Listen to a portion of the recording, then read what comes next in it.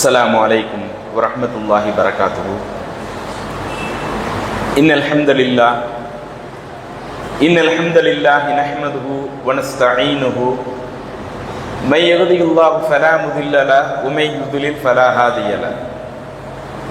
أشهد أن لا إله إلا الله وأشهد أن محمدا عبده ورسوله أما بعد. فقد قال الله تعالى في القرآن الكريم: يا أيها الناس اتقوا ربكم الذي خلقكم من نفس واحدة وخلق منها زوجها وبث منهما رجالا كثيرا ونساء واتقوا الله الذي تساءلون به والأرحام إن الله كان عليكم رقيبا. وقال أيضا: كل نفس ذائقة الموت وإنما توفون أجوركم يوم القيامة فمن زحزح عن النار وأدخل الجنة فقد فاز وما الحياة الدنيا إلا متاع الغرور. புகழ் அனைத்தும் நம்மை படைத்து பரிபாலிக்கிற இறைவனுக்கே உண்டாவதாக. அன்பிற்குரிய அல்லாஹுவின் நல்லடியார்களே, தாய்மார்களே, சகோதர சகோதரிகளே, அல்லாஹுவிடத்திலே நன்மையை எதிர்பார்த்தவர்களாக இறைவன் நமக்கு வழங்கி இருக்கிற ஜும்மா தொழுகையை நிறைவேற்றுவதற்காக இங்கே நாம் குழுமி இருக்கிறோம். இங்கே குழுமி இருக்கிற நம் அனைவர்கள் மீதும் அல்லாஹுவின் அருளும் அன்பும் இறுதி வரை உண்டாவதாக என்று பிரார்த்தனை செய்து எனது ஜும்மா உரையை ஆரம்பம் செய்கிறேன். அன்பிற்குரிய அல்லாஹுவின் நல்லடியார்களே, மனிதர்களாக பிறந்த யாராயினும் நிச்சயம் இந்த உலகத்தில் மரணித்தே ஒரு நாள் ஆக வேண்டும். மரணமே எனக்கு கிடையாது என்று சொல்லக்கூடிய அதிகாரமும் சொல்லக்கூடிய உரிமையும் இறைவன் மனிதர்கள் யாருக்கும் வைக்கவில்லை. அல்லாஹ் தன்னுடைய திருமறையில் குறிப்பிடுகிறான்: குல்லு நஃப்ஸின் ஸாயிகத்துல் மௌத், ஒவ்வொரு ஆத்மாவும் நிச்சயம் அது மரணத்தை சுவைத்தே தீரும்.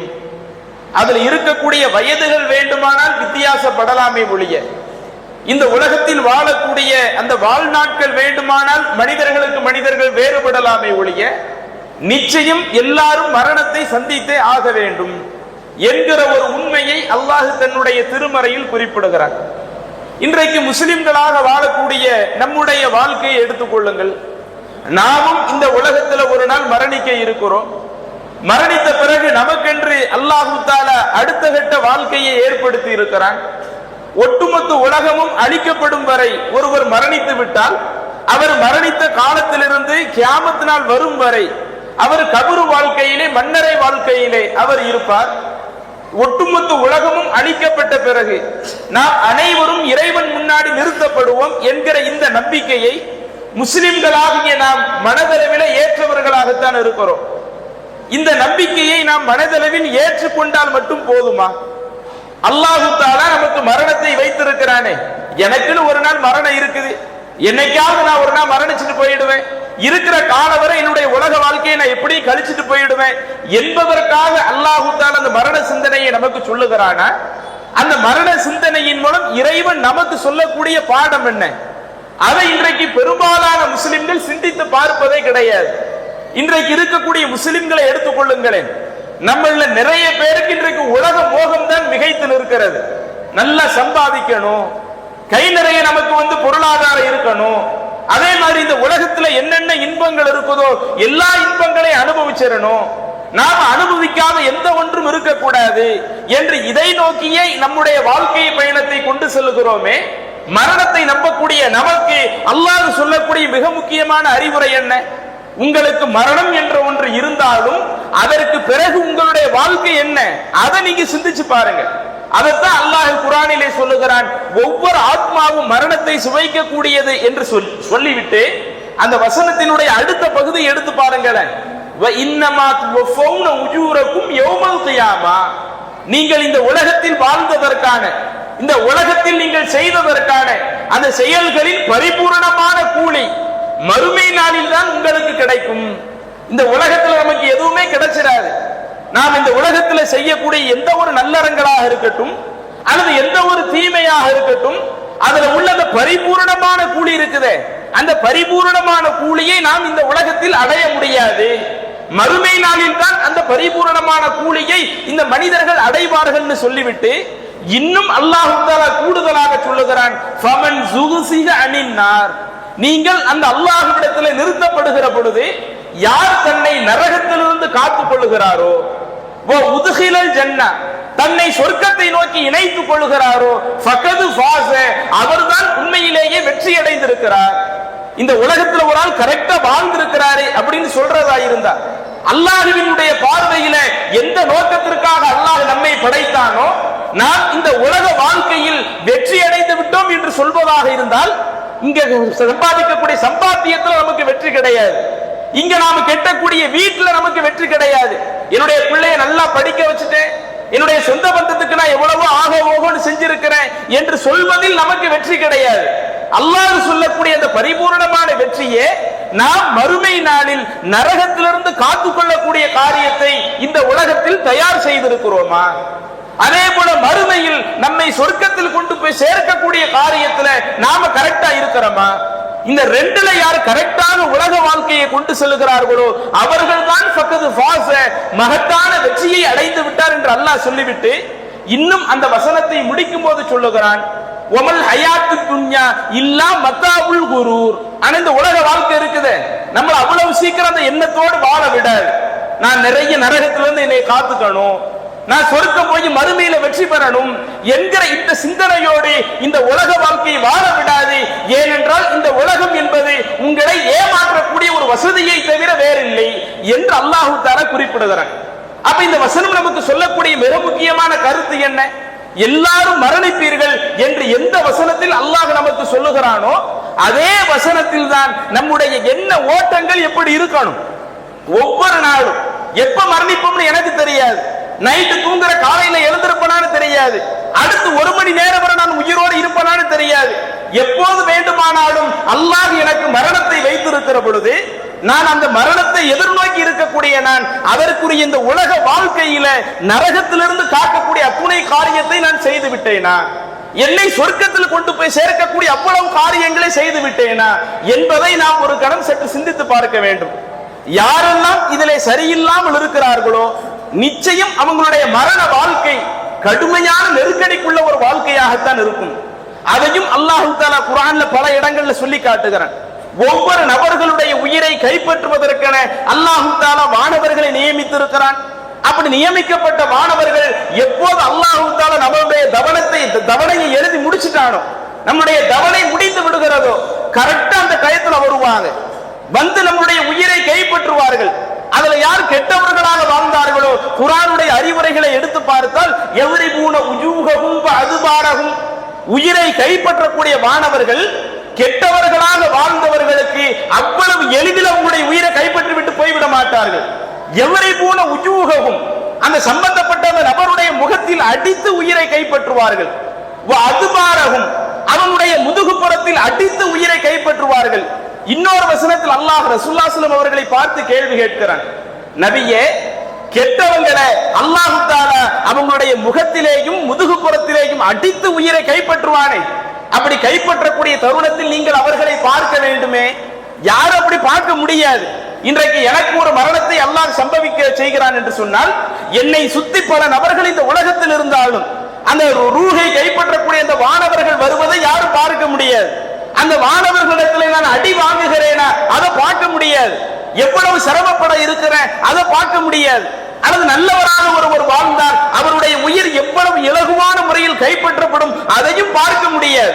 இப்படி இருக்கிற நேரத்தில் அல்லாஹ் சொல்லுகிறான், ஒருவன் கெட்டவனாக வாழ்ந்தால் மலக்குமார்கள் அடிச்சு உயிரை கைப்பற்றுவாங்களே, அப்படி அடித்து உயிரை கைப்பற்றுகிற நேரத்தில் அவனுடைய நிலை எப்படி இருக்கும்? அவன் எந்த மாதிரி கதறுவான், எந்த மாதிரி புலம்புவான்? இப்படி அவன் கதறக்கூடிய கதறலையும் புலம்பக்கூடிய புலம்பலையும் நபியே நீர் பார்க்க வேண்டுமே என்று அல்லாஹ் தஆலா குர்ஆனிலே சொல்லுகிறான் என்றால், அப்ப இன்னும் இந்த கருத்துப்பட நீங்கள் எடுத்து பார்த்தால் பல்வேறு வசனங்கள் இருக்கிறது.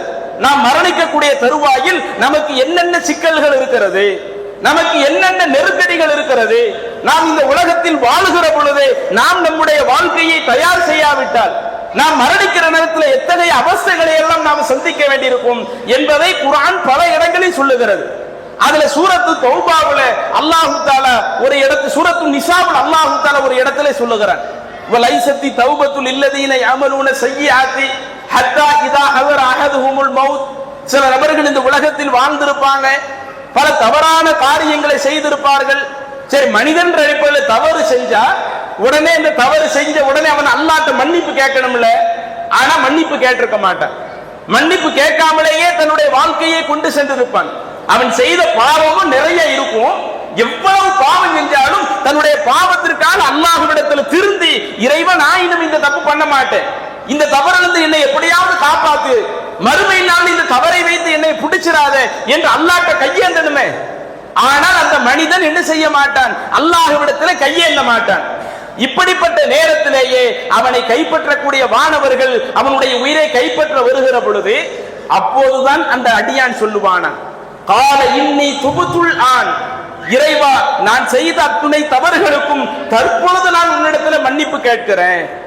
உயிரை கைப்பற்றக்கூடிய வானவர்களை கண்ட பிறகு நாம் நிச்சயம் மரணிச்சுட்டு போயிடுவோம், இனிமே நமக்கு எந்த ஒரு அவகாசம் இல்லை என்பதை உணர்ந்த பிறகு அப்போது அவன் என்ன சொல்லுகிறான், இன்னி துபுத்துல் ஆன், இறைவா நான் கடந்த காலத்தில் எத்துணை தவறுகள் செய்திருக்கிறேனோ அவ்வளவு தவறுகளில் இருந்து நீ என்னை மன்னித்து விடு, இந்த தவறுகளுக்காக என்னை நீ பிடித்து விடாதே என்ற அந்த சந்தர்ப்பத்தில் எவன் பாவ மன்னிப்பு கேட்கிறானோ லைசத்தை தௌபா, அவனுடைய பாவ மன்னிப்பை ஏற்றுக்கொள்ளப்படாது என்று அல்லாஹ் குறிப்பிடுகிறானே. அப்ப சில நபர்கள் இந்த மாதிரி எல்லாம் புலம்பிக் கொண்டிருப்பார்கள். தாங்கள் செய்யக்கூடிய தவறுகளை நினைச்சு அந்த தவறு செஞ்ச உடனேயே அல்லாஹ்விடத்திலே மன்னிப்பு கேட்பதற்கு பதிலாக அதை அப்படியே காலம் தாழ்த்தி போட்டு பின்னாடி பார்த்துக்குவோம் என்று நினைத்து விட்டு அவனுடைய உயிர் கைப்பற்றப்படுகிற நேரத்தில் சில நபர்கள் இப்படி புலம்பிக் கொண்டிருப்பார்கள், இறைவா என்னை எப்படியாவது மன்னித்து விடு என்று கோரிக்கை வைப்பார்கள். அல்லாஹ் தஆலா அந்த கோரிக்கையை ஏற்க மாட்டான். இது குர்ஆன்ல வரக்கூடிய ஒரு நிகழ்வு. கொஞ்சம் முன்னாடி நெருங்கி வந்துருங்களேன். வந்து தொழுகக்கூடியவங்க வெளியே நின்று சின்ன தொழுதுகிட்டு இருக்கிறாங்க. கொஞ்சம் முன்னாடி நெருங்கி வந்துக்குங்க. நம்ம தொழுகையில கரெக்டா சப்பு சரி பண்ணி நின்றுக்கிடணும். கொஞ்சம் நல்லா நெருங்கி வந்துரு. அதே மாதிரி அல்லாஹ் தஆலா குர்ஆன்ல இன்னொரு இடத்துல சொல்லி காட்டுகிறான், சில நபர்கள் இருப்பார்கள், அல்லாஹ் தஆலா உங்களுக்கு பொருளாதாரத்தை நிறைய வாரி வழங்கி இருப்பான். பொருளாதாரத்தை அதிகமா வாரி வழங்கினது எதுக்காக? இன்னைக்கு நாம என்ன நினைச்சுக்கிட்டு இருக்கிறோம், கஷ்டப்பட்டு உழைக்கக்கூடிய அவ்வளவு சம்பாத்தியமும் நமக்கும் நம்முடைய குடும்பத்துக்கு தான். நான் அந்த காசு பார்க்கிறதுக்காக எவ்வளவு சிரமப்பட்டிருக்கிறேன், இன்னும் இந்த நாட்டை விட்டு வெளிநாட்டுல போய் எவ்வளவு கஷ்டப்பட்டு என்னுடைய குடும்பத்தை பிரிஞ்சு வேலை பார்த்திருக்கிறேன். நான் சம்பாதித்த அத்துணை சம்பாத்தியமும் அது முழுக்க இறைவன் எனக்கும் என்னுடைய குடும்பத்திற்கும் தந்திருக்கிறான் என்கிற எண்ணம் தான் இன்றைக்கு நம்மிலே பல நபர்களுக்கு இருக்கிறது. ஆனா அல்லாஹ் நமக்கு பொருளாதாரத்தை தர்றானே, தர்றதனுடைய நோக்கம் எதுக்கு மட்டும் கிடையாது, நமக்கும் நம்முடைய குடும்பத்திற்கும் மட்டும் கிடையாது. அல்லாஹ் தஆலா நமக்கு பொருளாதாரத்தை தருகிறான் என்று சொன்னால் இறைவனை ஏற்றுக்கொண்ட இறை நம்பிக்கையாளர்களை பற்றி அல்லாஹ் சொல்லுகிற பொழுது அந்த இறை நம்பிக்கையாளர்களுடைய நிலை எப்படி இருக்கும்? அவர்கள் நினைப்பார்கள், ஃபி அம்வாலிஹிம் ஹக்கும் மஅலூம், இறைவன் நமக்கு தந்திருக்கக்கூடிய அந்த பொருளாதாரத்தில் அடுத்தவர்களுக்கு ஒரு பங்கு இருக்குது. எப்படி என்னுடைய குடும்பத்திற்கு நான் சேர்த்து வச்சிருக்கிறேனோ என் குடும்பத்திற்கு மட்டும் நான் சேர்க்கல, தேவை உள்ள நபர்களுக்கும் சேர்த்து தான் நான் என்னுடைய பொருளாதாரத்தை வச்சிருக்கிறேன். இப்படி நல்லவர்கள், இறைவனை நம்பிக்கை கொண்டவர்கள் தங்களுடைய பொருளாதாரத்தை அடுத்தவர்களுக்கும் வாரி வழங்கக்கூடியவர்களாக இருப்பார்கள். அவர்களுக்கு மரணிக்கிற நேரத்தில் பிரச்சனை இருக்காது. ஆனா இதுக்கு நேர் மாற்றமா இந்த உலகத்துல நல்லா சம்பாதித்து விட்டு ஒரு சுயநலத்தோடு எனக்கு என் குடும்பத்திற்கு மட்டும்தான் என்கிற ஒரு சுயநலத்தோடு இருந்து விட்டு அல்லாஹ் சொன்ன அடிப்படையில் அடுத்தவர்களுக்கு தர்மம் செய்யக்கூடிய அந்த ஒரு நிலையில் இல்லாத ஒரு நபராக இருந்தால் அப்படிப்பட்ட நேரத்தில் மலக்குமார்கள் வந்து கைப்பற்றுகிற பொழுது அந்த மனிதன் சொல்லுவானாம், இறைவா என்னுடைய உயிரை இப்போது நீ கைப்பற்றி விடாதே, லவ்லா அஹர்தனி இலா அஜலின் கரீம், இறைவா எனக்கு கொஞ்சம் அவகாசத்தை நீ கொடுக்கலாமே, என்னுடைய உயிரை இப்ப எடுக்காம எனக்குன்னு ஒரு நாள் 2 நாள் 1 மாதம் 2 மாதம் இந்த மாதிரி சில அவகாசத்தை நீ தரலாமே. இப்படி நீ அவகாசத்தை தந்தால் நீ சொன்ன மாதிரி என்னுடைய பொருளாதாரத்தை நான் தர்மம் செஞ்சுட்டு வந்துடுறேன். நிறைய நல்லவங்கள் நான் செய்யாம இருக்கிறேன், அந்த நல்லவங்களை செஞ்சுட்டு வந்துடுவேன். இறைவா என்னுடைய நிலையை எப்படியாவது கொஞ்சம் அவகாசத்தை கொடுத்து என்னைய தர்மம் செய்யக்கூடிய ஒரு ஆளாக ஆக்கி இனி வரக்கூடிய காலகட்டத்தில் நான் நிறைய நன்மை பண்ணிட்டு வந்துடுறேன், எனக்கு கொஞ்சம் வாய்ப்பு கொடுன்னு கேட்கும் பொழுது அல்லாஹ் தஆலாவினுடைய பதில் எப்படி இருக்கும்? எந்த ஒரு நபருக்கும் அவருக்கென்று விதித்த அந்த தவணை வந்து விட்டால் அதுக்கடுத்து அந்த மரணிக்கிற நேரத்தில் அவன் தன்னை திருத்தி கொண்டாலும் இனிமே நான் கரெக்டா இருந்துக்குவேன், இனிமே நான் நிறைய நல்லறங்கள் பண்ணிக்குவேன், இனிமே நான் நல்ல முறையில தர்மம் பண்ணிக்குவேன் என்று ஒரு மனிதன் நினைத்தாலும் அவனுக்குரிய அவகாசம் எல்லாம் அவனுடைய உயிர் கைப்பற்றப்படுவதற்கு முன்னாடி வரத்தான். அவனுடைய உயிர் கைப்பற்றப்படுகிற நேரத்தில் ஒருவன் எவ்வளவு கோரிக்கை வைத்தாலும் எவ்வளவு குழம்பினாலும் அவனுக்கு கொஞ்சம் கூட அவனுக்கு அவகாசம் வழங்கப்படாது என்று அல்லாஹ் தஆலா தன்னுடைய திருமறையில் குறிப்பிடுகிறானே. அப்ப இப்படி பல விஷயங்கள் இருக்கிறது. நாம மரணத்தை எதிர்நோக்கி இருக்கக்கூடிய நாம் ஒருவேளை நாம கெட்டவர்களாக இந்த உலக மோகத்திலேயே நம்முடைய வாழ்க்கையை கொண்டு சென்றிருந்தால், பாவத்திலேயும் எந்த ஒரு நன்மையும் புரியாம அல்லது நன்மை செய்யறதுல ஒரு பொடுபோக்குத்தனமா அசால்ட்டா இருந்து இப்படி நம்மளுடைய வாழ்க்கையை கொண்டு சென்றால் நம்மளுடைய அந்த மரண நிலை எவ்வளவு நெருக்கடியாக இருக்கும் என்று சொல்வதற்கு நிறைய செய்திகள் இருக்கிறது. இதை நாம் பல உரைகளிலேயும் கேட்டிருப்போம். அப்படியே நபிகள் நாயகம் ஸல்லல்லாஹு அலைஹி வஸல்லம் அவங்களுடைய வாழ்க்கைக்கு வாருங்க. ரசூலுல்லாஹி ஸல்லல்லாஹு அலைஹி வஸல்லம் அவர்களும் இந்த உலகத்தை மரணத்தை சந்தித்தார்களே. அப்படி மரணத்தை தழுவக்கூடிய நேரத்தில் அல்லாஹ்வின் தூதருடைய நிலை எப்படி இருந்தது? அல்லாஹ் தன்னுடைய திருமறையில் குறிப்பிடுகிறானே, லக்கது கான லக்கும் ஃபீ ரசூலில்லாஹி உஸ்வத்துன் ஹஸனா, உங்களுக்கு அனுப்பப்பட்ட தூதர் முஹம்மது நபி இடத்தில் உங்களுக்கு அழகான முன்மாதிரி இருக்கிறது. லிமன் கான யர்ஜுல்லாஹ வல் யௌமல் ஆகிர், யார் அல்லாஹ்வை ஆதரவு வைக்கிறார்களோ, யார் மறுமை நாளை ஆதரவு வைக்கிறார்களோ, யார் அல்லாஹ்வை அதிகம் அதிகம் நினைக்க விரும்புகிறார்களோ அவர்களுக்கு அந்த ரசூலுல்லாஹி ஸல்லல்லாஹு அலைஹி வஸல்லம் அவர்களிடத்தில் அழகான முன்னுதாரணம் இருப்பதாக அல்லாஹ் தன்னுடைய திருமறையில் குறிப்பிடுகிறானே. அந்த ரசூலுல்லாஹி ஸல்லல்லாஹு அலைஹி வஸல்லம் வாழ்க்கைக்கு வாருங்கள். அல்லாஹ்வின் தூதர் 63வது வயதில் இறப்பை தழுவுகிறார்கள். அப்படி இறப்பை தழுவுவதற்கு முன்பாகவே ரசூலுல்லாஹி ஸல்லல்லாஹு அலைஹி வஸல்லம் அவர்கள் மரணிக்கிறவர்கள் என்கிற ஒரு தகவலை அல்லாஹ் தஆலா வஹீயின் மூலம் ரசூலுல்லாஹி ஸல்லல்லாஹு அலைஹி வஸல்லம் அவர்களுக்கு காட்டுகிறான். பொதுவா எந்த ஒரு நபருக்கும் நம்ம எப்ப மரணிப்போம், நம்மளுடைய மௌத்தை நாம என்ன செய்ய முடியாது, தீர்மானிக்கவே முடியாது. சில ஆட்கள் அவ்வளவு நோயாளியா இருந்தாலும் இவரெல்லாம் பிழைக்க வாய்ப்பே இல்லை என்று மருத்துவமே கைவிட்டுரும், டாக்டரே கைவிட்டுருவாங்க. அவங்க நல்ல ஆரோக்கியமா எழுந்து வருவார்கள். சில ஆட்கள் நல்ல குத்துக்கள் மாதிரி இருப்பாங்க, நல்ல ஆரோக்கியமான ஆளா இருப்பாங்க. திடீர்னு அவருக்கு வரக்கூடிய மரணங்கள், இப்படி மரணங்கிறது எப்போது வேண்டுமானாலும் வரலாம். ஆனா அல்லாஹ் தஆலா ரசூலுல்லாஹி ஸல்லல்லாஹு அலைஹி வஸல்லம் அவர்களை கைப்பற்றப்படுவதற்கும் அவங்களுடைய உயிர் கைப்பற்றப்படுவதற்கு முன்னாடியே ரசூலுல்லாஹி ஸல்லல்லாஹு அலைஹி வஸல்லம் அவர்கள் மரணிக்கிறவிருக்கிறார்கள் என்கிற ஒரு தகவலை வஹீயின் மூலம் அல்லாஹ் உணர்த்துகிறான். இப்படி உணர்த்தப்பட்ட பிறகு அதற்கடுத்து ரசூலுல்லாஹி ஸல்லல்லாஹு அலைஹி வஸல்லம் அவர்கள் நடந்து கொள்ளக்கூடிய முறைகளை பாருங்கள். அதுல நமக்கு ஏராளமான பாடங்கள் இருக்கிறது, அதுல ஏராளமான படிப்பினைகள் இருக்கிறது. அவங்க நோய்வாய்ப்பட்ட நேரத்தில் பட்ட கஷ்டங்கள் அதை பற்றி எடுத்து சொல்வதாக நிறைய சொல்லலாம். மற்றவர்கள் எல்லாம் கேட்கிற அளவிற்கு அல்லாஹ்வுடைய தூதரே, எங்களில் 2 நபர்கள் படக்கூடிய வேதனையை நீங்கள் மரண நேரத்தில் ஒரு ஆள் சந்திக்கிறீங்களா என்று கேட்கும் பொழுது அல்லாஹ்வுடைய தூதர், ஆமாம், உங்கள 2 பேர் படக்கூடிய கஷ்டத்தை நான் இப்ப சந்திக்கத்தான் செய்கிறேன். இன்னும் ரசூலுல்லாஹி ஸல்லல்லாஹு அலைஹி வஸல்லம் மகளார் ஃபாத்திமா ரலியல்லாஹு அன்ஹா அவங்க ஒரு முறை கேட்கிறாங்க, என்னுடைய தந்தையே, நீங்க இவ்வளவு கஷ்டப்படுறீங்களே, இவ்வளவு நீங்க வேதனையை சந்திக்கிறீங்களே என்று சொல்லுகிற பொழுதும் அப்போதும் ரசூலுல்லாஹி ஸல்லல்லாஹு அலைஹி வஸல்லம் அவர்கள் சொன்னார்கள், இன்றைய தினத்திற்கு பிறகு உங்களுடைய தந்தைக்கு எந்த கஷ்டமும் கிடையாது, எந்த சிரமமும் உங்களுடைய தந்தை சந்திக்க போறது கிடையாது. அதாவது இன்றைக்கே நான் மௌத்தாகி விடுவேன் என்கிற ஒரு தகவலை அல்லாஹ்வுடைய தூதர் தன்னுடைய மகளாருக்கு எடுத்து சொல்லுகிறார்கள். அப்ப இப்படி இது போன்ற விஷயத்தை எடுத்து பார்த்தால் நிறைய இருக்குது. ரசூலுல்லாஹி ஸல்லல்லாஹு அலைஹி வஸல்லம் நோய்வாய்ப்பட்ட நேரத்தில் எவ்வளவு பொறுமையா இருந்தாங்க, அந்த டயத்தில் அவங்க எந்த மாதிரியான சிக்கல்களை எல்லாம் சந்திச்சாங்க, இது ஒரு விஷயமாக இருந்தாலும் இதுல நாம தெரிந்து கொள்ள வேண்டிய பாடங்கள் படிப்பினை என்று எடுத்துக்கொண்டால் ரசூலுல்லாஹி ஸல்லல்லாஹு அலைஹி வஸல்லம் மரணிக்க நெருங்கினாங்கல்ல, அந்த மரணத்தை அப்படி நெருங்கக்கூடிய நேரத்தில் இந்த மார்க்கத்தை இந்த மக்களுக்கு முறையா கொண்டு போய் சேர்க்கணும் என்பதுல ஒரு கவனம் எடுக்கிறார்கள். இந்த அளவுக்கு அவர்கள் செய்த அந்த ஹஜ்ஜத்துல் விதா, அந்த ஹஜ்ஜத்துல் விதா இறுதி ஒரே ஒரு ஹஜ் தான் பண்றாங்க. அந்த ஹஜ்ஜுக்காக அல்லாஹ்வுடைய தூதர் அழைப்பு விட்டாங்களே, அந்த அழைப்பு விட்ட துணியை எடுத்து பாருங்கள், மிக நீண்ட ஹதீஸ். அந்த அழைப்பு விட்ட அந்த துணியை நீங்க எடுத்து பார்த்தீங்கன்னா ரசூலுல்லாஹி ஸல்லல்லாஹு அலைஹி வஸல்லம் அவர்கள் சொல்வார்கள், ஹுது அன்னி மனாசிக்கக்கும், உங்களுடைய ஹஜ்ஜினுடைய கிரியைகளை, ஹஜ்ஜினுடைய அந்த சட்ட திட்டங்களை என்னிடமிருந்து நீங்கள் கற்றுக்கொள்ளுங்கள்.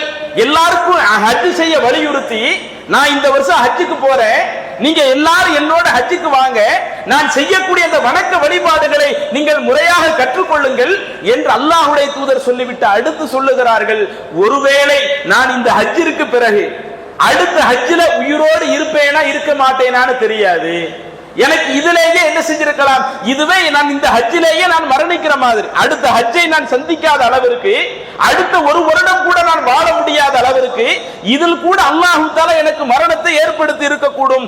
எனவே நீங்கள் என்னிடமிருந்து அந்த வணக்க வழிபாடுகளை முறையாக கற்றுக்கொள்ளுங்கள் என்ற அந்த மார்க்கு விஷயத்தை அல்லாஹ்வுடைய தூதர் இந்த சமூகத்திற்கு எடுத்து சொன்னார்களே. இது மட்டுமல்ல, ரொம்ப கடுமையான வேதனையில ரசூலுல்லாஹி ஸல்லல்லாஹு அவங்க அந்த உயிர் பிரியறதுக்கு 2-3 நாளைக்கு முன்னாடி இருக்கும் பொழுது சில செய்தியை மக்களுக்கு எடுத்து சொல்ல வர்றாங்க. ரசூலுல்லாஹி ஸல்லல்லாஹு அவங்களால எழுந்து நிற்க முடியல. எழுந்து சொல்ல வரும் பொழுது மயங்கி விழுகிறார்கள். அப்ப ரசூலுல்லாஹி ஸல்லல்லாஹு அவங்க மேல தண்ணீர் ஊற்றப்படுகிறது. ஊத்த சொல்றாங்க.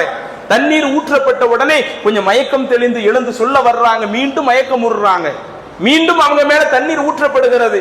அவ்வளவு சிரமத்தை சந்தித்து கடைசி மக்களுக்கு செய்த பிரச்சாரம் என்ன? லஅனல்லாஹுல் யஹூத வன் நஸாரா, அல்லாஹ் யூதர்களையும் நசாராக்களையும் சபிப்பானாக. இத்தகது குபூர அன்பியாஇஹிம் மசாஜிதா, அவர்கள் தங்களுக்கு அனுப்பப்பட்ட அந்த நபிமார்களுடைய அடக்கத்தலத்தை வணக்கத்தலமாக மாற்றி விட்டார்கள். அந்த கூட்டத்தை அல்லாஹ் தஆலா சபிப்பானாக, நாசமாக்குவானாக.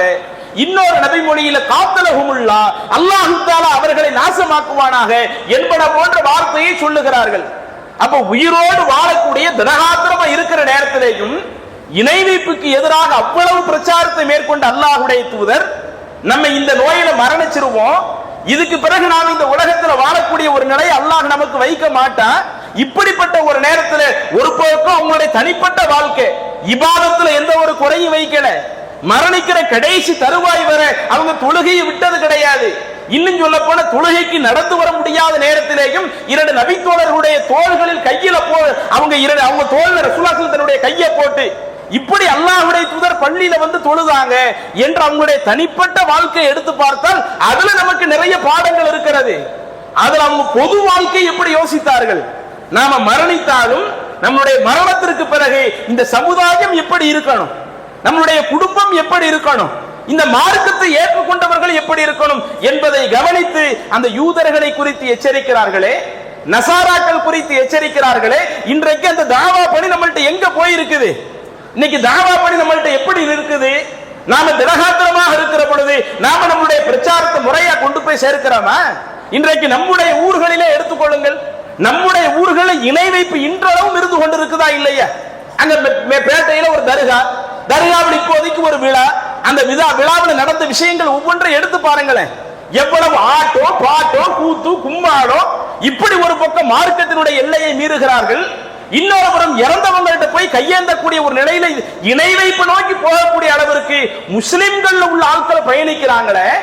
ஆனா ரசூலுல்லாஹி ஸல்லல்லாஹு அலைஹி மரணிக்கிற நேரத்தில் தன்னுடைய உயிர் பிரியும் என்று தெரிந்தும் அப்படிப்பட்ட நேரத்திலேயும் அந்த இணை வைப்புக்கு எதிராக பிரச்சார களத்தில் இறங்கினாங்களே. நாம் அப்படி இறங்கணுமா? நாம அந்த மாதிரி இன்றைக்கு பிரச்சார களத்துல நிக்கிறோமா? இன்றைக்கு அந்த பிரச்சாரத்து களத்தை விட்டு வெளியே நின்னுகிட்டு இருக்கிறோமே. தாவாவெல்லாம் அடுத்தவங்க பார்த்துக்கிட்டோம், எல்லாம் மத்தவங்க செஞ்சுக்கிட்டோம், தன்னுடைய சொந்த குடும்பத்தில் உள்ளவங்களுக்கே நம்ம செய்ய மாட்டேங்கிறோமங்க. தன்னுடைய மனைவி, தன்னுடைய பிள்ளைகள், தன்னுடைய பெற்றோர்கள், அவங்களுக்கு கூட இன்றைக்கு பிரச்சாரத்தை நம்ம கொண்டு போகாம இருக்கிறோமே.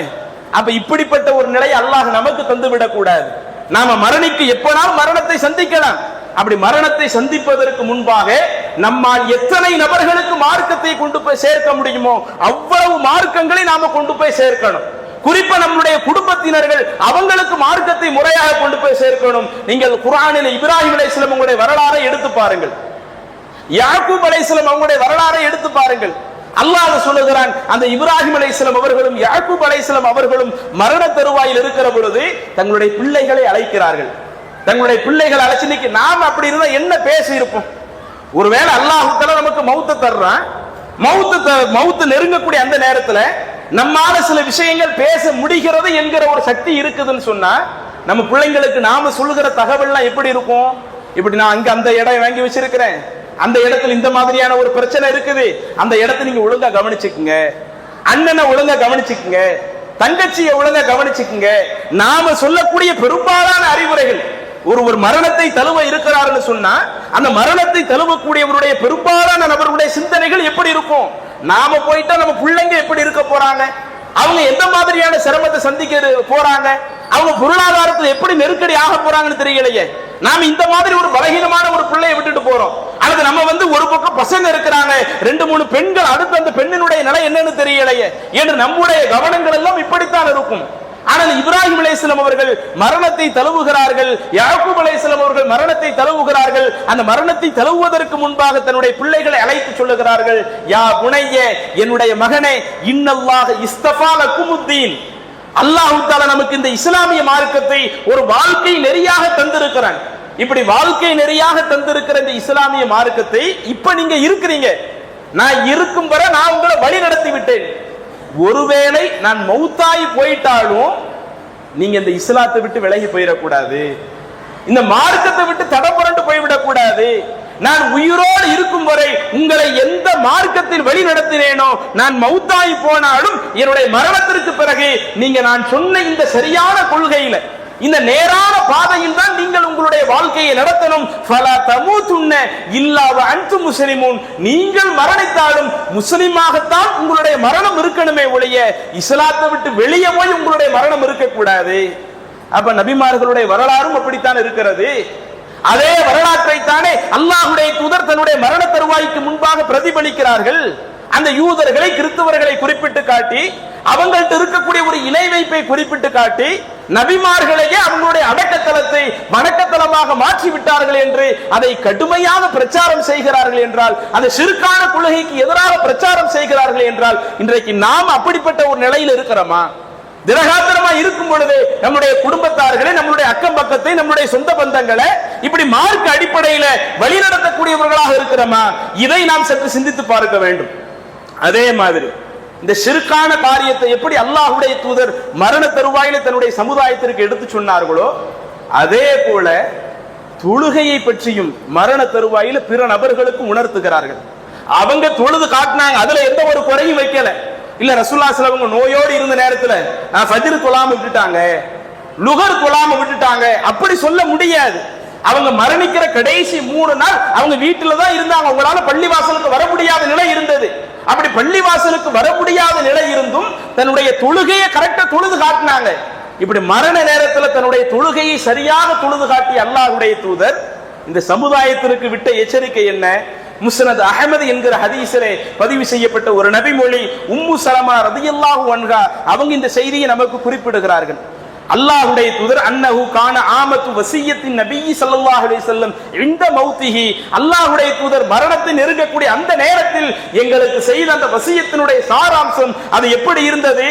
அஸ்ஸலா அஸ்ஸலா, மனிதர்களை தொழுகையை கடைபிடிச்சுக்குங்க, தொழாம இருந்துராதீங்க, தொழுகையை நீங்கள் கடைபிடித்துக் கொள்ளுங்கள். வமா மலக்கத் ஐமானுக்கும், உங்களுக்கு அடிமைகள் இருந்தாலும் அந்த அடிமைகள் விஷயத்திலே நீங்க எச்சரிக்கையாக நடந்துக்கிடுங்க. தொழுகையிலேயும் எச்சரிக்கையா இருந்துக்குங்க. அல்லாஹ் உங்களுக்கு சில நபர்களை அடிமையாக தந்தால் அந்த அடிமைகளை மார்க்கம் எந்த அடிப்படையில் நடத்த சொல்லுகிறதோ அதில் சரியாக நடந்து கொண்டு அதிலேயும் நீங்கள் எச்சரிக்கையாக இருந்து கொள்ளுங்கள் என்று அல்லாஹ்வுடைய தூதர் மரணிக்கிற தருவாயிலேயும் எங்களுக்கு தொழுகையை பற்றி எடுத்து சொன்னார்கள். இது ஒரு நபிமொழி. அதே மாதிரி சஹீஹுல் புகாரியில பாருங்க, ரசூலுல்லாஹி ஸல்லல்லாஹு அலைஹி வஸல்லம் அந்த லுகர் டயத்துக்கு நெருக்கமான நேரத்தில் தான் மரணிக்கிறார்கள். அந்த மரணிக்கக்கூடிய அந்த நாளினுடைய ஃபஜ்ர் தொழுகை, மக்கள் எல்லாம் பள்ளி வாசல்ல குழுமி இருக்கிறாங்க. அல்லாஹ்வின் தூதருடைய வீடும் மஸ்ஜித் நபவியும் ரெண்டும் ஒட்டிய ஒண்ணுதானே. அந்த வீட்டில இருந்து வெளியே வந்த பள்ளி வாசலுக்குள்ள வர்றது, இப்படித்தான் ரசூலுல்லாஹி ஸல்லல்லாஹு அலைஹி வஸல்லம் வீடும் பள்ளியும் இருந்தது. அதுல உள்ள ரசூலுல்லாஹி ஸல்லல்லாஹு அலைஹி வஸல்லம் வீட்டுல எழுந்து நின்னாலேயே பள்ளியில இருக்கக்கூடிய நபர்கள் அல்லாஹ்வின் தூதரை பார்க்கக்கூடிய அளவிற்கு தான் ரசூலுல்லாஹி ஸல்லல்லாஹு அலைஹி வஸல்லம் வீடும் பள்ளி வாசலும் இருந்து கொண்டிருந்தது. அதுல ஒரு 2 நாட்கள் அல்லாஹ்வின் தூதரால எழுந்திருக்க கூட முடியல. மக்கள்கிட்ட எந்த ஒரு செய்தியவும் ரசூலுல்லாஹி ஸல்லல்லாஹு அலைஹி வஸல்லம் சொல்ல முடியல. அந்த யூதர்கள் கிறிஸ்தவர்கள் சபிச்ச அந்த செய்தி அது 2 நாட்களுக்கு முன்னாடி உள்ளது. தொழுகையை கடைபிடிச்சுக்கிடுங்க என்று சொன்னது அதுவும் அந்த மரண நேரத்தில் அந்த 2 நாட்களுக்கு முன்னாடி உள்ளது. அந்த ஃபஜ்ர் டயத்துல அல்லாஹ்வுடைய தூதர் சிரமப்பட்டு எழுகிறார்கள். இப்படி சிரமப்பட்டு எழுந்து நின்னத பள்ளிவாசல் இருக்கக்கூடிய சஹாபாக்கள் பார்க்கிறார்கள். பார்த்த உடனே ரசூலுல்லாஹி ஸல்லல்லாஹு அலைஹி வஸல்லம் முகத்தை 2 நாளா பார்க்கவே இல்லை. அடுத்து ரசூலுல்லாஹி ஸல்லல்லாஹு அலைஹி வஸல்லம் அவங்க அந்த ஃபஜ்ர் தொழுகையை எழுந்து நிக்கிறாங்க. அல்லாஹ்வின் தூதருடைய முகத்தை பார்த்த உடனே அப்ப சஹாபாக்களுக்கெல்லாம் ரொம்ப கடுமையான சந்தோஷம். அல்லாஹ்வுடைய தூதர் எழுந்து விட்டார்கள், இனிமே அவங்க நமக்கு தொழுகை நடத்த வந்துருவாங்க என்று நினைக்கக்கூடிய அந்த நேரத்தில் அப்போது அல்லாஹ்வின் தூதர் அவங்க மக்கள்கிட்ட சொல்லுகிறார்கள், தொழுகையை ஒழுங்காக கடைபிடித்துக் கொள்ளுங்கள் என்று அந்த தொழுகையை பற்றி ஏவி விட்டு தன்னுடைய வீட்டில் அங்க மாட்டப்பட்டிருக்கிற அந்த திரையை இழுத்து மூடி ரசூலுல்லாஹி ஸல்லல்லாஹு அலைஹி வஸல்லம் தன்னுடைய வீட்டிற்குள் இருந்து கொள்கிறார்கள். அப்ப இதுல மரணிக்கிற எந்த அன்னைக்கு மௌத்தாய் போறாங்களோ அந்த அன்னைக்கு ஃபஜர் டயத்துல கூட மக்கள் தொலை வந்துட்டாங்களா, பள்ளிவாசல் எட்டி பார்க்கறாங்களே, எட்டி பார்த்து அந்த மக்களுக்கு அந்த தொழுகையை பற்றி அறிவுரை செய்கிறார்களே. இன்னைக்கு நாம் அப்படி இருக்கிறோமா? நாமளும் தொழுகையை பத்தி ஒழுங்கா கவனம் எடுக்கிறது இல்ல. சில நபர்கள், சில சகோதர சகோதரிகள் இருக்கிறாங்க, அவங்க விடாம தொழுகையை கடைபிடிக்கிறாங்க. மரணிக்கிறவரை நாம இந்த தொழுகை விட்டுறக்கூடாதுன்னு கடைபிடிக்கிறாங்க. ஆனா அந்த தொழுகை மனைவி இடத்துல இல்லையே, அந்த தொழுகை கணவனிடத்துல இல்லையே. நாம கடைபிடிக்கிற மாதிரி நம்ம பிள்ளைங்க தொழமா எடுக்கிறாங்களே. இப்படி நம்மளுடைய பிள்ளைகள் தொழாமல் இருக்கிறப்ப அதை வலியுறுத்துற நபர்களா இருக்கிறோமா? நம்மளவுல தொழுகை கடைசி வரை இருக்குன்னு எதிர்பார்க்கிறோம். நம்மளவுல எந்த ஒரு பாவமும் செய்யக்கூடாதுன்னு எதிர்பார்க்கிறோம்.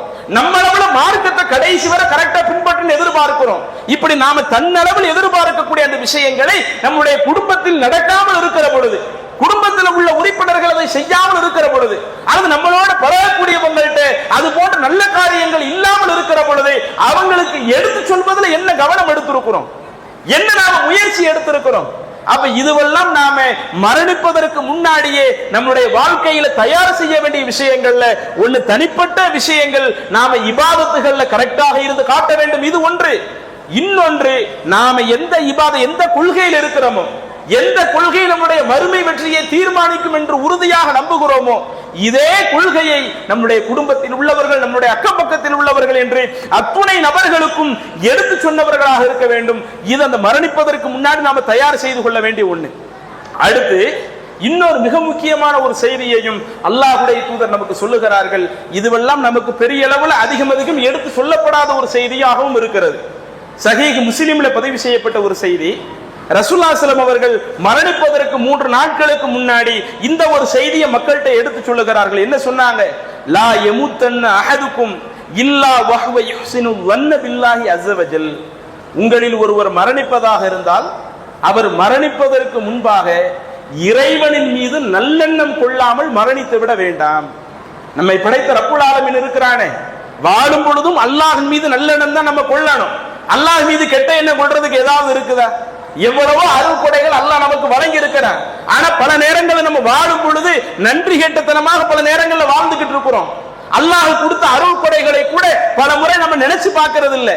அப்படி நினைத்து பார்த்து அல்லாஹ்வை பெருமைப்படுத்தக்கூடிய அந்த தன்மை நம்மள்ட்ட இருக்கிறது இல்லை.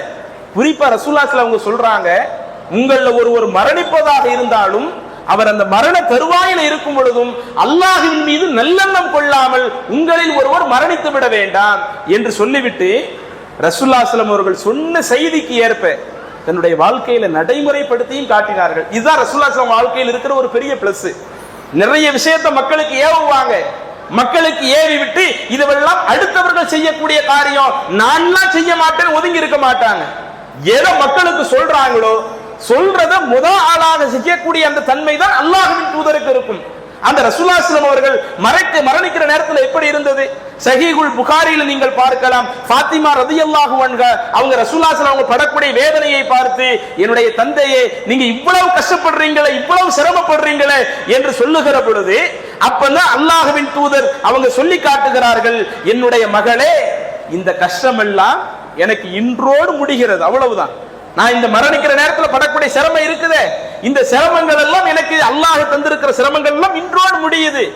இதுக்கடுத்து அல்லாஹ் எனக்கு தரவிருக்கிற வாழ்க்கை இருக்குதே, அதுல எனக்கு எந்த கஷ்டம் கிடையாது, அதுல எனக்கு எந்த ஒரு சிரமம் கிடையாது. இன்னும் அல்லாஹ் எனக்கு அடுத்து தரவிருக்கக்கூடிய அந்த வாழ்க்கை நிச்சயம் எனக்கு மகிழ்ச்சிக்குரிய ஒரு வாழ்க்கையாகத்தான் இருக்கும் என்று அந்த மரணிக்கிற நேரத்திலேயும் தன்னுடைய மகளுக்கு சொன்ன அந்த செய்தியை நாம சஹீஹுல் புகாரில பார்க்கிறோமே. அப்ப இதே போல நாமும் மரணிப்பதற்கு முன்பாகவே நம்மளுடைய வாழ்க்கை அனைத்தையும் சரி பண்ணிட்டோம்னு வைங்க. இப்ப இதுவரை விவரம் தெரிஞ்ச காலத்துல இருந்து இப்ப வர நம்மள்ட்ட என்னென்ன மைனஸ் இருந்துச்சோ அல்லாஹ் இப்ப நமக்கு திருந்துறதுக்கு வாய்ப்பை தந்திருக்கிறான். இப்படி நாம இப்பயே நாம திருந்தி விட்டு கடந்த காலத்துல செய்த பாவங்களுக்காக மன்னிப்பை கோரிவிட்டு வரக்கூடிய காலகட்டத்தில் நம்மளுடைய வாழ்க்கையை முழுக்க முழுக்க மார்க்க அடிப்படையில் கொண்டு சென்று விட்டோம்னு வைங்க, கடந்த காலத்தில் செய்த பாவங்களையும் இன்ஷா அல்லாஹ் அல்லாஹ் மன்னிப்பான். இனி வரக்கூடிய காலகட்டங்களிலேயும் பாவங்கள் இல்லாமல் நன்மையான காரியத்திலே பயணித்தால் மரணிக்கிற பொழுது நாம ரொம்ப சிரமப்பட வேண்டியில்லை. மலக்குமார்கள் அடிப்பாங்களோ, மலக்கு மலக்குமார்கள் நம்மளை கொடுமைப்படுத்துவாங்களே என அல்லாஹ் சொல்றானே, நல்லவர்களுடைய உயிரை கைப்பற்றுகிற பொழுது சலாம் சொல்லி நிம்மதியான முறையில் எளிய முறையில் அவங்களுடைய உயிர் கைப்பற்றப்படுவதாக இறைவனே குறிப்பிடுகிறான். அப்ப நம்மளுடைய வாழ்க்கையை நம்ம சீர்படுத்தி விட்டு இப்போதே நாம நம்மளுடைய வாழ்க்கையை எல்லா நேரங்களிலேயும் முழுக்க முழுக்க அல்லாஹ்வின் மீது அதிக நல்லெண்ணம் கொண்டவர்களாக நம்ம வாழணும். இன்னும் ரசூலுல்லாஹி ஸல்லல்லாஹு அலைஹி அவர்கள் மரணிக்கக்கூடிய தருவாயில அவர்கள் செய்த இன்னொரு காரியத்துல நமக்கு ஒரு சிறந்த ஒரு படிப்பினை இருக்கிறது. அதை இன்ஷா அல்லாஹ் இரண்டாவது உரையில பார்க்கலாம். அஸ்ஸலாமு அலைக்கும்.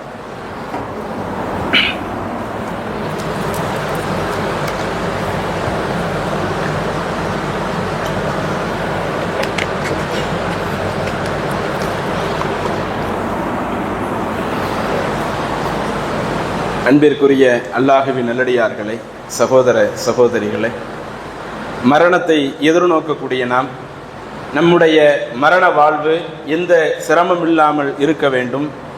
அதே போல மன்னரை வாழ்க்கை மறுமை வாழ்க்கையும் வெற்றிக்குரிய ஒரு வாழ்க்கையாக இருக்க வேண்டும் என்றால் இறைவன் சொன்ன அடிப்படையில் நம்மளுடைய வாழ்க்கையை கொண்டு சென்றாலேயே அது நிச்சயம் நம்முடைய மரண தருவாயையும் மன்னரை வாழ்க்கையையும் மறுமை வாழ்க்கையையும் சிறப்பாக ஆக்கி வைக்கும். இதில் அல்லாஹ்வுடைய தூதர் கூடுதலாக நம்ம செய்யக்கூடிய காரியத்தை தாண்டி அடுத்தவர்களுக்கு எடுத்து சொன்ன சில செய்திகளை எல்லாம் நாம முதலாவது உரையில கண்டோம். அதனுடைய தொடர்ச்சியா ரசூலுல்லாஹி ஸல்லல்லாஹு அலைஹி அவர்கள் மரணிக்கிற கடைசி தருவாயில அவங்க சொன்ன வார்த்தையாக சஹீஹுல் புகாரி போன்ற ஹதீஸ் கிரந்தங்கள்ல நாம பார்க்கிறோம். ரசூலுல்லாஹி ஸல்லல்லாஹு அலைஹி அவர்கள் அன்னை ஆயிஷா ரலியல்லாஹு அன்ஹா அவர்களுடைய மடியில் இருந்த நிலையில தான் மரணிக்கிறார்கள். அப்படி மடியில இருந்த நிலையில ஏதோ சில வார்த்தைகளை ரசூலுல்லாஹி ஸல்லல்லாஹு அலைஹி அவங்க சொல்றாங்க. ஆனா அதை அவ்வளவு எளிதில் புரிந்து கொள்ள முடியல. அன்னை ஆயிஷா ரலியல்லாஹு அன்ஹா சரி என்னதான் ரசூலுல்லாஹி ஸல்லல்லாஹு அலைஹி சொல்றாங்க என்பதை ரொம்ப கூர்மையாக அவங்க கேட்கிற பொழுதுதான் அப்போது அல்லாஹ்வுடைய தூதர் சொன்ன ஒரு வார்த்தை, அல்லாஹும் மக்ஃபிர்லி, இறைவா என்னை நீ மன்னித்து விடுவாயாக, வர்ஹம்னி எனக்கு நீ அருள் புரிவாயாக, உயர்ந்தவனோடு நீ என்னை இணைத்து வைத்து விடுவாயாக என்கிற அந்த ஒரு பிரார்த்தனையை அல்லாஹ்வுடைய தூதர் தன்னுடைய வாயிலே முணுமுணுத்துக் கொண்டிருந்தார்கள் என்று பார்க்கிறோம். எந்த அல்லாஹ்வுடைய தூதர் யாருடைய முன்பாவத்தை மன்னித்ததாக அல்லாஹ் பேசுறானோ, யாருடைய பின் செய்த தவறுகளையும் மன்னித்ததாக அல்லாஹ் பேசுறானோ, அந்த வசனம் இறக்கும் பொழுது அதுக்கு முன்னாடி செஞ்ச தப்பையும் மன்னிச்சிட்டோம், அதுக்கு செஞ்ச பின்னாடி செய்ய இருக்கிற தவறையும் மன்னிச்சிட்டோம் என்று எந்த இறை தூதருக்கு பாவ மன்னிப்பு உத்தரவாதம் வழங்கப்பட்டதோ அந்த இறை தூதர் அவங்க வாழ்ற நேரத்திலையும் ஒவ்வொரு நாளும் 70 தடவைக்கு அதிகமா அல்லாஹ்ட்ட பாவ மன்னிப்பு தேடுவாங்க. இன்னும் சில நபிமொழிகள்ல 100 தடவைக்கு அதிகமா பாவ மன்னிப்பு தேடுவாங்க என்று ஒருபுறம் இப்படி நடந்து கொண்ட அல்லாஹ்வுடைய தூதர் மரணிக்கிற கடைசி நேரத்திலேயும் அல்லாஹும் மக்ஃபிர்லி, இறைவா என்னை நீ மன்னித்து விடுவாயாக, வர்ஹம்னி இறைவா எனக்கு நீ அருள் புரிவாயாக என்கிற இந்த ஒரு பிரார்த்தனையை கேட்கிறாங்களே. அப்ப நாமும் இது போன்ற ஒரு சிந்தனையில இருந்துட்டோம்னா நம்மளுடைய மரண தருவாயும் அது சிறப்பாக அமைந்து விட்டால் மறுமை நாள்ல நமக்கு எந்த ஒரு பிரச்சனையும் இல்லை. நம்மளுடைய மரண தருவாய் நம்ம சிறப்பா இல்லை அப்படின்னு சொன்னா, அல்லது நம்ம வாழும் பொழுதே அதற்கேற்ப நம்மளுடைய வாழ்க்கையை அமைக்கவில்லை என்று சொன்னால் அல்லாஹ் சொல்லுகிறானே, ஃபமன் ஸுஹ்ஸிஹ அனின் நாரி வ உத்ஹிலல் ஜன்னah, யார் நரகத்திலிருந்து காக்கப்பட்டு சொர்க்கத்துல கொண்டு போய் சேர்க்கிற காரியத்தை செய்கிறானோ அப்படி செய்யக்கூடியவன் தான் ஃபகத் ஃபாஸ, மறுமை நாளிலே மகத்தான வெற்றி அடைவான். வமல் ஹயாத்து துன்யா இல்லா மத்தாவுல் குரூர், ஆனா இந்த உலக வாழ்க்கை உங்களை அவ்வளவு சீக்கிரம் இந்த காரியத்தை செய்ய வச்சிராது.